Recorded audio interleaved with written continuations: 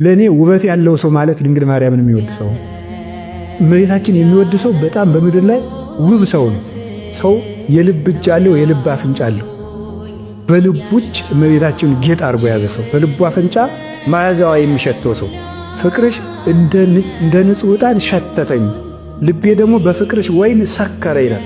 በምን ያህል መጠን እንደሚወዷትም የኔ ቃሉ ብቻ ነው የሚሰማኝ እና በአባ ጊዮርጊስ መጠን ነው ነገሩ አይገባንም።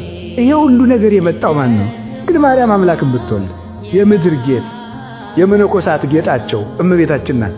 የምድር ጌጥ በሉ እንጂ አው የፍታታችን ጌጥ ሰላም ለኪ ብለን የምንጀምርባት፣ የተክሊላችን ጌጥ ሰላም ለኪ ብለን የምንጀምርባት፣ የማይሌታችን ጌጥ የቅዳሴያችን ጌጥ አንቲ ውእቱ መሶበ ወርቅ እንተምናቡ ብለን የምንጀምርባት፣ የክህነታችን ጌጥ የጵጵስናችን ጌጥ የዲቁናችን ጌጥ የቁርባናችን ጌጥ የጸሎታችን ጌጥ የሕይወታችን ጌጥ እመቤታችን ነው።